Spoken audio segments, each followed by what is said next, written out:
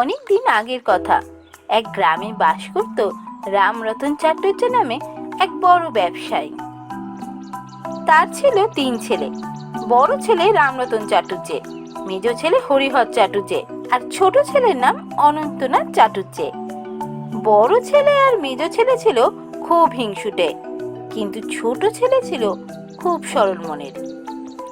রামরতন চাটুর্যের ছিল অগাধ সম্পত্তি, আর সেই সম্পত্তি আর ব্যবসা নিয়ে 3 ছেলের মধ্যে ঝগড়াঝাটি লেগেই থাকতো। রামরতন বাবু বড় আর মেজ ছেলের থেকে ছোট ছেলেকে একটু বেশি পছন্দ করতেন, কিন্তু 3 ছেলের এই ঝগড়াঝাটি তিনি যেন আর সহ্য করতে পারছিলেন না। তাই একদিন তিনি তার 3 ছেলেকে তার কাছে ডেকে পাঠালেন।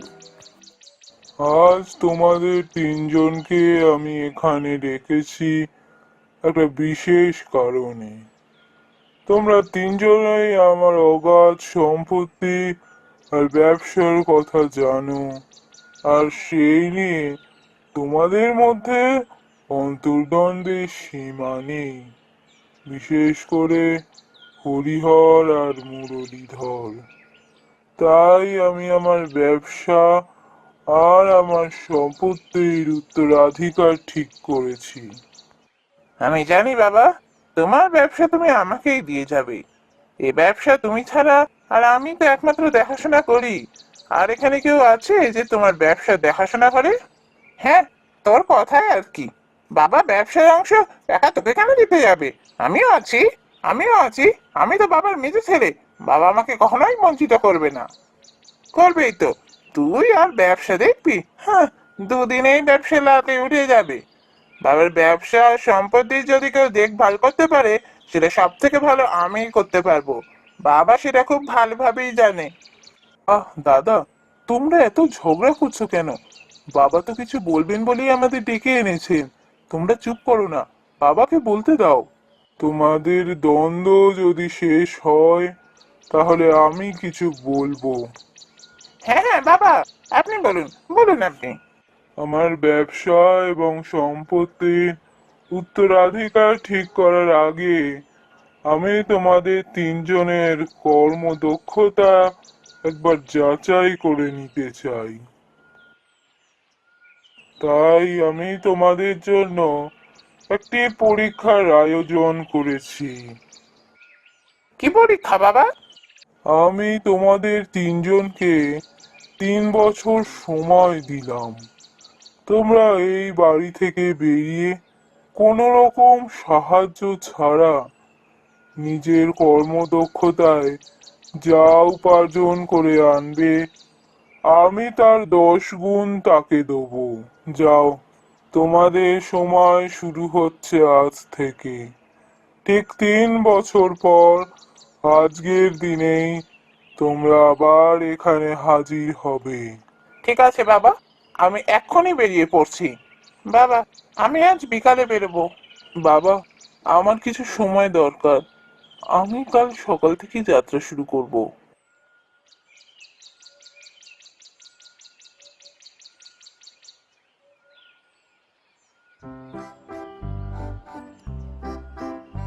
কথা মতোই বড় ভাই হরিহর সঙ্গে সঙ্গেই বাড়ি ছেড়ে পথে নামলো।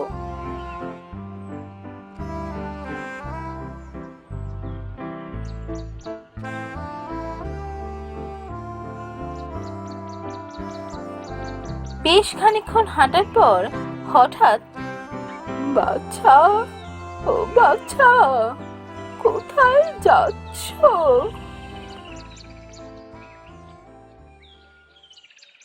কে? আমাকে পিছু ডাকলো কে? আমি ডাকলাম বাচ্চা, কোনো শুভ কাজে যাচ্ছ বুঝি? এই বুড়িটা আবার আমাকে ডাকছে কেন? নিশ্চয়ই আমার কাছ থেকে কিছু চাইবে। না না, এখান থেকে তাড়াতাড়ি পালাতে হবে। সেটা আমি তোকে বলবো কেন রে বুড়ি? আমি একটা শুভ কাজে যাচ্ছি, আমায় কিনা পিছনে ডাকছে। বড় তেজ দেখছি, এত তেজ ভালো নয়। সে নিয়ে তোকে ভাবতে হবে না বুড়ি। আমি একটা কাজে যাচ্ছি আর আমাকে দেরি করিয়ে দিচ্ছে। যত সব। এই বলে হরিহর সেখান থেকে চলে গেল। বিকাল হতে যাত্রা শুরু করলো মেজ ছেলে মুরলীধর। কিছু দূর যাওয়ার পর সেও যখন সেই বুড়িমার কুটিরের সামনে দিয়ে যাচ্ছে, বুড়িমা তাকেও একই প্রশ্ন করলো। কোথায় যাচ্ছ বাছা? কে? আমাকে কে পিছন রাখলো? এই তো বাছা, আমি ডাকলাম, একবার এদিকে আসবে? তুমি তো আমাকে পিছু রাখছো কেন? তো তোমার এত বয়স হয়েছে, তো তুমি এটা জানো না যে কেউ কোনো কাজে গেলে তাকে পিছু রাখতে নেই? ভুল হয়ে গেছে বাচ্চা, আমায় তুমি ক্ষমা করো। একটিবার এদিকে আসবে বাচ্চা? তোমার তো সাহস কম নয়। আমি কি তোমার চাকর নাকি তুমি আমাকে এভাবে হুকুম করছো? তুমি জানো আমি কে? আমি হরিহর চাটুর্যের মেজ ছেলে, মুরলীধর চাটুর্য। আমায় তুমি ক্ষমা করো বাচ্চা। দোষ করে আবার ক্ষমা চাইতে এসেছে। দূর দূর, আমার কথা দেরি করিয়ে দিল। এই বলে মুরলীধরও সেখান থেকে চলে গেল।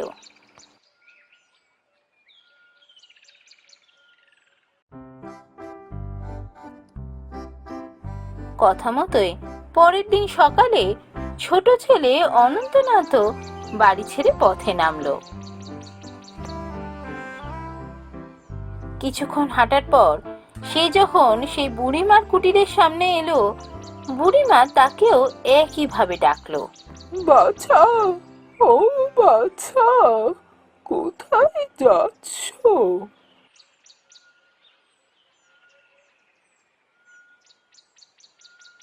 কে? ও, আপনি ডাকলেন আমায়? ক্ষমা করো বাছা, তোমায় আমি পিছু ডেকে ফেললাম। এ কি, আপনি এভাবে ক্ষমা চাইছেন কেন? আপনি একজন বয়সে বড় মানুষ, আমার কাছে ক্ষমা চাইবেন না আপনি? তুমি বড় ভালো ছেলে বাচ্চা, এদিকে একটু আসবে?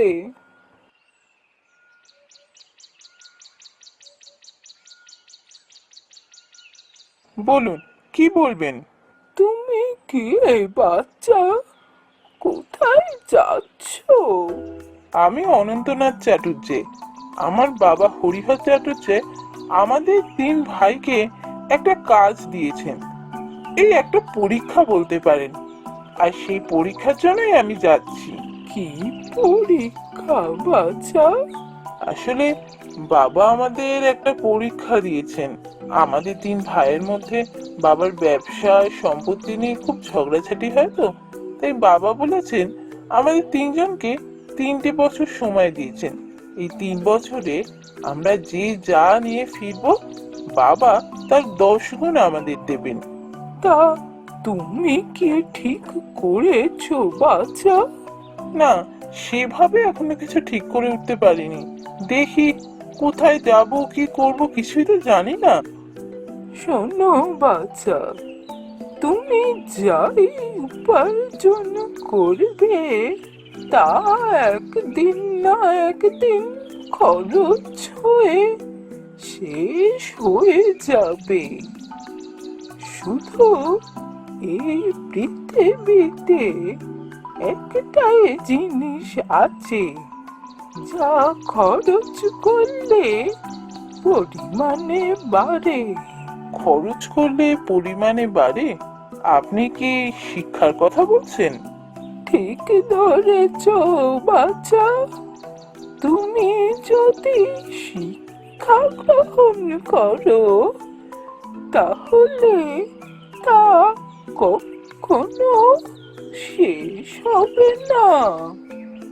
তুমি এক কাজ করো, এখান থেকে 3 ক্রোশ দূরে উত্তরে যে পাহাড় আছে, ওই পাহাড়ের পিছনে অম্বরনাথ সমান্তারের বাড়ি।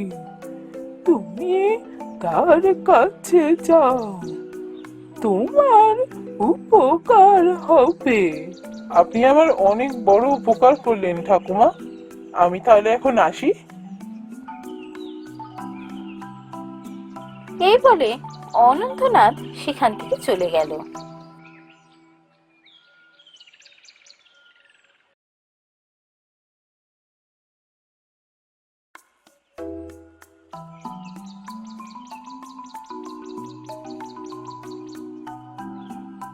কথা মতোই তিন ভাইও একে একে বাড়ি ফিরল। বলো হরিহর, তুমি এই 3 বছরে কি করেছো? বাবা, আমি এই 3 বছরে অনেক টাকা উপার্জন করেছি। আপনি বলেছিলেন আমি যা উপার্জন করে আনবো তার 10 গুণ আপনি আমায় দেবেন, তাই আমি টাকা উপার্জন করে এনেছি। ঠিক আছে, আমি তোমাকে তোমার উপার্জন করা টাকার 10 গুণ টাকা দিচ্ছি। তবে কথা মতো তুমি ব্যবসা বা সম্পত্তির কোনো ভাগই পাবে না। টাকা নিয়ে তোমায় এ বাড়ি ছেড়ে আলাদা থাকতে হবে।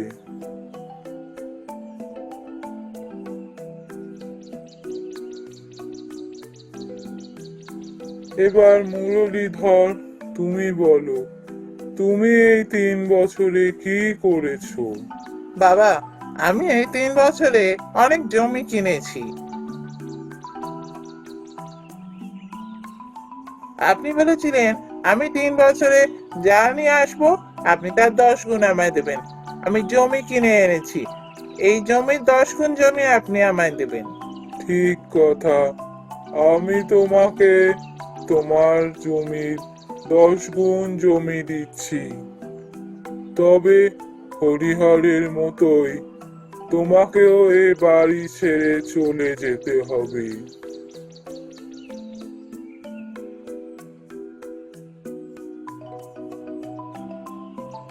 অনন্তনাথ, তুমি বলো, তুমি 3 বছরে কি করলে?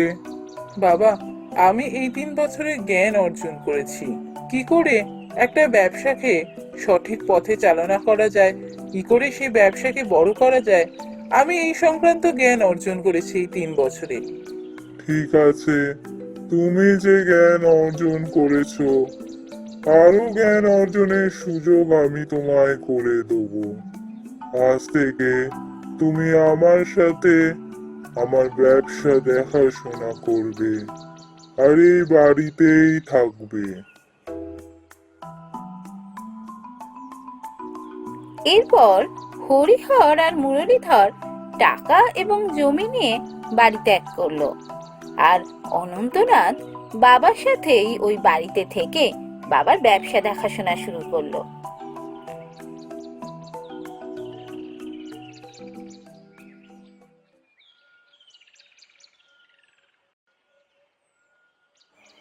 এরপর 10টা বছর কেটে গেল।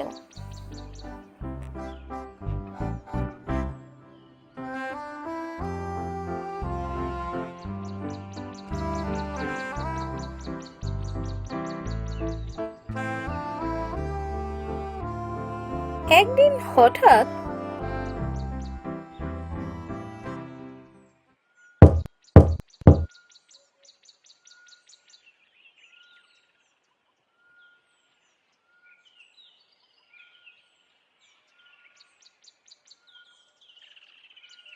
কে?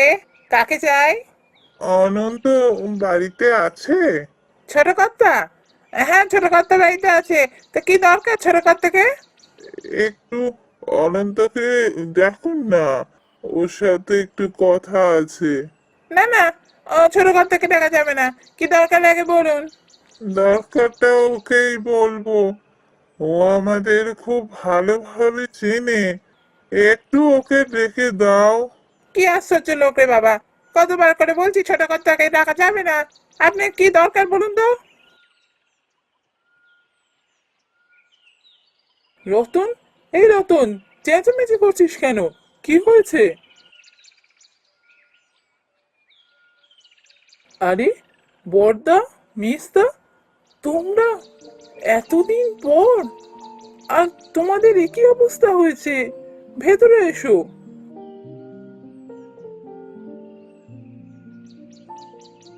অনন্তনাথ তার দুই ভাইকে নিয়ে বাবার কাছে গেল। বাবা, আপনি যে টাকা দিয়েছিলেন তা 2-3 বছরের মধ্যে শেষ হয়ে গেছিল। তারপর আমি অনেক চেষ্টা করেছি টাকা রোজগার করার, কিন্তু আমি আর পর্যাপ্ত পরিমাণে টাকা রোজগার করতে পারিনি। আমার এখন দৈন্য দশা, আমি পথে ভিক্ষা করে বেড়াই বাবা।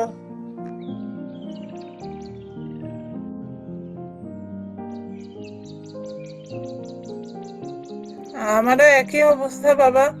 আমি আপনাদের জমিতে চাষবাস করাতাম লোক লাগিয়ে, কিন্তু আমি বুঝতে পারিনি যে তারা আমাকে ঠকিয়ে চলে যাবে। আমার সমস্ত জমি একজন আমাকে ঠকিয়ে লিখিয়ে নিয়েছে বাবা। এখন আমি পথের ভিখারি। তোমাদের লোভ তোমাদের আজ এই জায়গায় নিয়ে গেছে। তোমাদের কোনোদিনই শেখার ইচ্ছা ছিল না।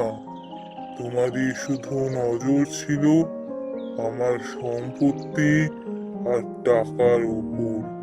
তোমরা কেউই জানো না যে একটা ব্যবসাকে সঠিক পথে চালনা কি করে করে, কোন মানুষ কখন ঠকিয়ে যাচ্ছে তা বোঝার ক্ষমতাও তোমাদের তৈরি হয়নি। আমি তাই তোমাদের শিক্ষা দিতে চেয়েছিলাম। আমি জানতাম যে জমি আর টাকা নিয়ে তোমরা সারা জীবন কাটাতে পারবে না। একদিন না একদিন তোমাদের ফিরে আসতে হবে। আজ থেকে তোমরা দুজন অনন্তনাথের নির্দেশে ব্যবসা দেখাশোনা শুরু করবে। এরপর থেকে দুই ভাই আর কখনো ঝগড়া করেনি। হরিহর আর মুরলীধর নিজেদের ভুল বুঝতে পেরেছে। তারা তিন ভাই মিলেমিশে তাদের বাবার ব্যবসা দেখাশোনা করা শুরু করে আর সুখে শান্তিতে দিন কাটাতে থাকে।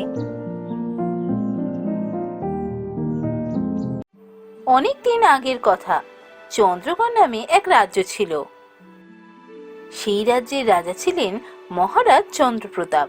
তিনি ছিলেন একজন খুবই দয়ালু রাজা। তার রাজত্বে তার রাজ্যের সমস্ত রাজ্যবাসী খুব সুখে শান্তিতে দিন কাটাতো। তার ছিল এক রানী, রানীর নাম প্রভাবতী। মহারাজের রাজত্বে রাজ্যবাসী সুখে শান্তিতে দিন কাটালেও মহারাজের মনে শান্তি ছিল না, কারণ তিনি ছিলেন নিঃসন্তান। আর মহারাজকে দুঃখী দেখে রাজ্যবাসীও মহারাজের সাথে দুঃখী হতো। জানিস রমা, কালকে মহারাজ রথে করে যাচ্ছিলেন, মহারাজকে দেখলাম। হ্যাঁ হ্যাঁ, কাল বিকালবেলা মহারাজ ঘুরতে বেরিয়েছিলেন তো, আমিও দেখেছি। মহারাজের মুখটা কেমন শুকনো মতো, তাই না? মহারাজের মুখে যেন হাসি নেই। তা তো হবেই, জানো না খুড়িমা, মহারাজের তো কোনো ছেলে মেয়ে হয়নি, তাই মহারাজ খুব দুঃখে থাকেন। তা বটে, সত্যি আমাদের মহারাজ এত ভালো মানুষ, তাও যে ভগবান কিসের শাস্তি ওনাকে দিচ্ছেন জানি না। মহারানী প্রভাবতী ছিলেন মহারাজের মতোই খুবই দয়ালু মনের মানুষ, কিন্তু সন্তান না থাকায় তার মনেও দুঃখ কিছু কম ছিল না। কি ব্যাপার মহারাজ, আজ আপনাকে খুব চিন্তিত লাগছে। হ্যাঁ রানী, আমি ভাবছি ভগবান আমাদের কোন পাপে শাস্তি দিচ্ছেন। আমাদের কোনো সন্তান হলো না, ভবিষ্যতে এ রাজ্যের রাজা কি হবে, এ রাজ্যের দায়িত্ব কাকে দিয়ে যাব। ঠিকই বলেছেন মহারাজ, আমিও খুবই চিন্তায় থাকি।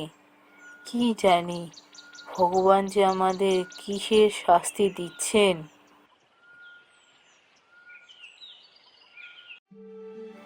এইভাবেই দিন কেটে যাচ্ছিল।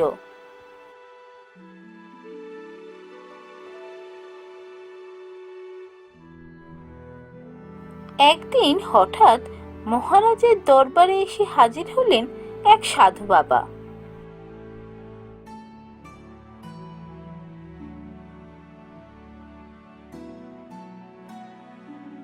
প্রণাম সাধু বাবা, বলুন আমি আপনার কিভাবে সেবা করতে পারি? মহারাজ, আমি আপনার সাথে একান্তে কিছু কথা বলতে চাই। আসুন সাধু বাবা, আপনি অন্দরমহলে চলুন।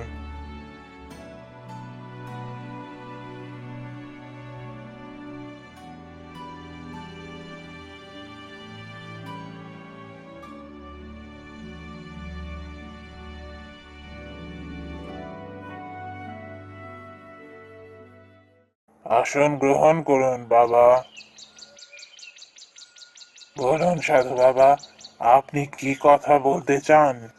মহারাজ, আপনি খুবই দয়ালু একজন রাজা, অথচ আপনার কোনো সন্তান না হওয়াতে আপনি খুবই দুঃখী, তা আমি জানি।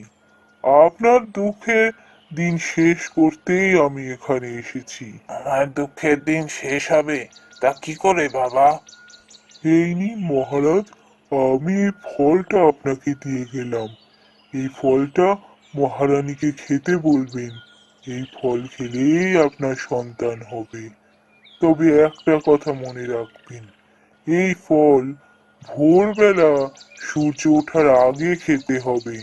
সাধু বাবা, আপনি সর্বজ্ঞ, আপনার সমস্ত কথা আমি মনে রাখবো।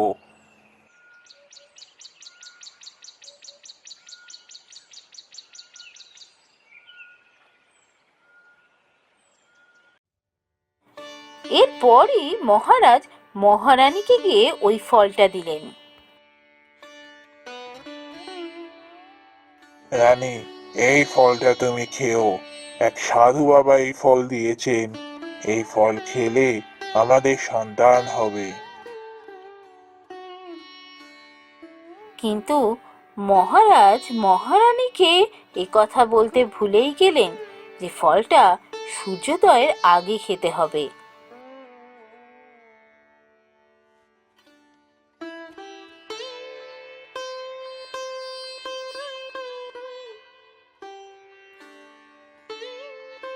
পরের দিন সকালবেলা স্নান করে শুদ্ধ হয়ে মহারানী সেই ফল খেলেন।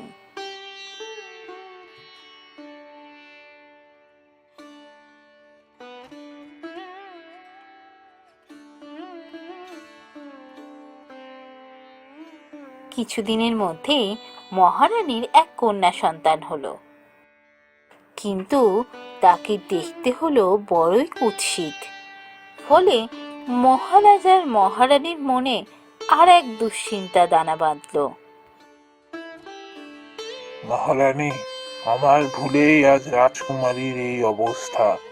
আমি তোমায় বলতে ভুলে গিয়েছিলাম যে ফলটা সূর্যোদয়ের আগে খেতে হতো। সেজন্যই বোধহয় রাজকুমারী এমন কুৎসিত রূপ হয়েছে। মহারাজ, আপনি এ নিয়ে দুঃখ করবেন না।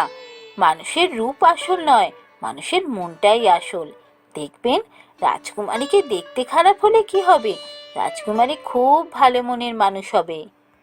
তা তো বুঝলাম রানী, কিন্তু ভবিষ্যতে কোনো রাজকুমার কি পাবো যে রাজকুমারীকে বিয়ে করবে?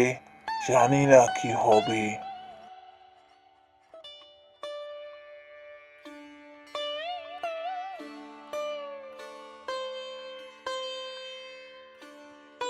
এরপর দিন কেটে যেতে লাগলো। রাজকুমারীও দেখতে দেখতে অনেক বড় হয়ে গেল। মহারাজার মহারানীর মতো সেও খুব দয়ালু মনের মানুষ। গরিব মানুষের কষ্ট সে একেবারে দেখতে পারে না।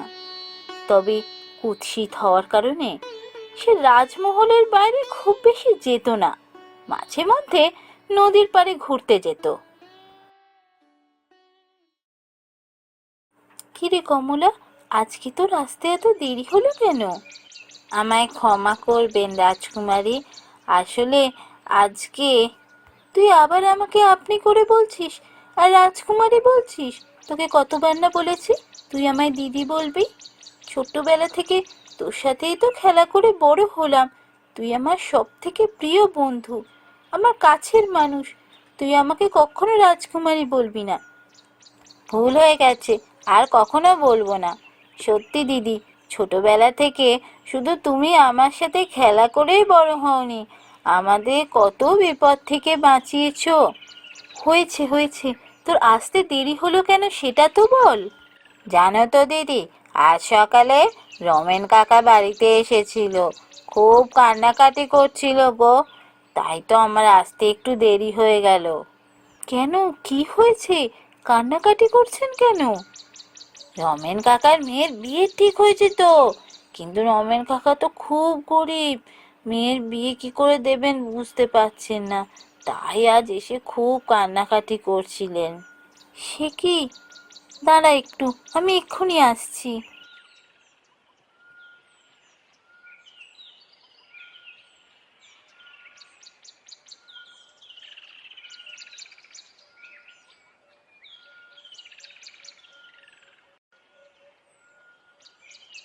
এই নে, এইটা নিয়ে যা। এটা নিয়ে গিয়ে রমেন কাকাকে দিয়ে দিস। বলবি না যেন আমি দিয়েছি, বলবি মহারাজ সাহায্য পাঠিয়েছেন। শোন, কাল যেন আর এত দেরি করিস না, কাল একটু তাড়াতাড়ি আসিস কেমন? কালকে ভাবছি নদীর পাড়ে একটু ঘুরতে যাব, অনেক দিন হলো ঘুরতে যাইনি।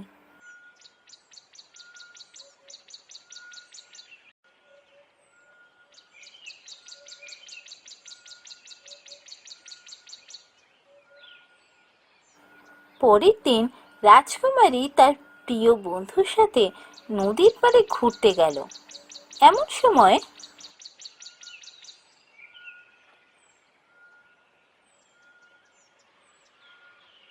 দয়া করে আমায় কিছু ভিক্ষা দেবেন?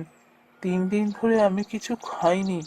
বাড়িতে অসুস্থ মা রয়েছেন, তারও ওষুধ কিনতে পারিনি। আমায় দয়া করে কিছু ভিক্ষা দিন। আমার কাছে তো এখন সেরম কিছুই নেই। আচ্ছা, এই হারটা আপনি রাখুন, এই হার দিয়ে আপনি কিছু খাবার আর আপনার মায়ের ওষুধ কিনতে পারবেন। আপনি সাক্ষাৎ দেবী, না হলে কি এইভাবে একজন অপরিচিত মানুষকে কেউ সাহায্য করে? ভগবান আপনার মঙ্গল করুক।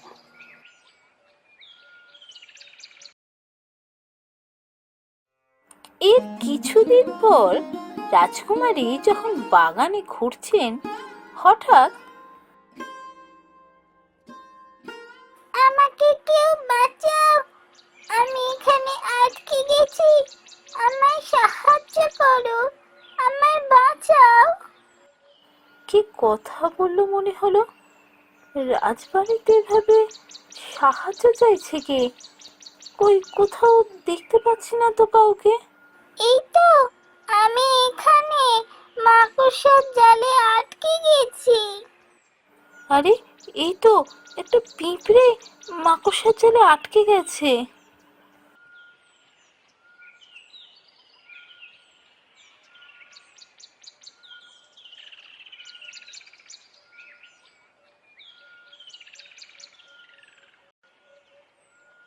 এ আবার কি? পিঁপড়েতে আবার কথা বলে? পিঁপড়েকে তো কখনো মানুষের মতো কথা বলতে দেখিনি। যাকে, পিঁপড়েটা খুব ভয় পেয়েছে, ওকে বরং আমি আমার সাথে ঘরে নিয়ে যাই।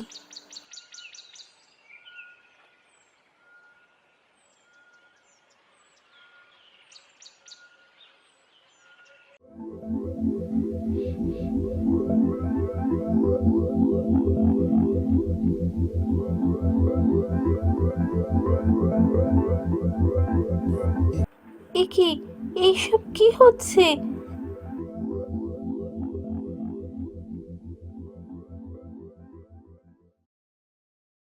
আমি পুরী রাজ্যের রাজকুমারী, বিভিন্ন রূপ ধরে মানুষের রাজ্যে এসে ঘুরে বেড়াই। আজকে পিঁপড়ে রূপ ধরে ঘুরছিলাম, আর ওই মাকড়সার জালে আটকে গিয়েছিলাম। তুমি আমায় না বাঁচালে আমি ওই মাকড়সার জালেই মরে যেতাম। তোমার জন্য আজ আমি বেঁচে ফিরে আসতে পারলাম। তোমায় অনেক ধন্যবাদ। আমি জানতে পেরেছি তুমি খুব দুঃখী। কই না তো, আমার মনে কোনো দুঃখ নেই তো, আমি তো খুশিই আছি। আমার কাছে লুকিয়ে কোনো লাভ নেই। আমি কোনো মানুষকে স্পর্শ করলে তার মনও বুঝতে পারি, আর মনের কথাও বুঝতে পারি। আমি এটা বুঝেছি তুমি খুব ভালো মনের মানুষ, কিন্তু তোমায় দেখতে খারাপ বলে তোমার মনে খুব দুঃখ আছে। তা অবশ্য ঠিক, কিন্তু কি করব বলো, এটা মেনে নেওয়া ছাড়া আর কি কোনো উপায় আছে? ভগবান আমায় এইভাবেই সৃষ্টি করেছেন। জানো বন্ধু, পরিরাজ্যের পরীদের অনেক জাদু ক্ষমতা থাকে। তুমি আজ আমার প্রাণ বাঁচিয়েছো, আমি তোমায় একটা উপহার দিয়ে যেতে চাই।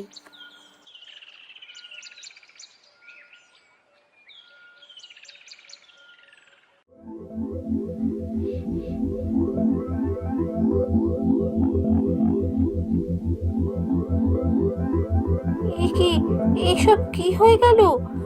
আমার গায়ের রং এরম হয়ে গেল কি করে? বন্ধু, কুৎসিত রূপ হওয়ার জন্য তোমার আর কষ্ট পেতে হবে না। এখন থেকে পৃথিবীতে তোমার মতো সুন্দরী আর কেউ নেই। তুমি এই পৃথিবীর সবচেয়ে সুন্দরী কন্যা। এরপর থেকে মহারাজ, মহারানী আর রাজকুমারীর খুব আনন্দেই দিন কাটতে লাগলো। তাদের আর কোনো দুঃখ রইল না। এরই মধ্যে হঠাৎ একদিন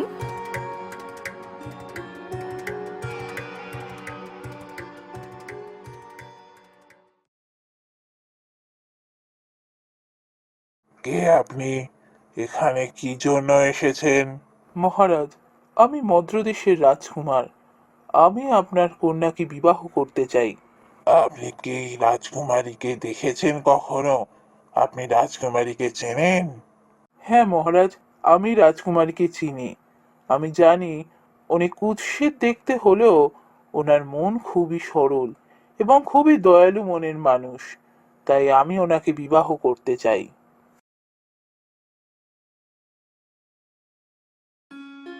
এরপর রাজকুমারীর সাথে রাজকুমারীর বিবাহ হয়ে গেল এবং তারা সুখে শান্তিতে দিন কাটাতে লাগলো।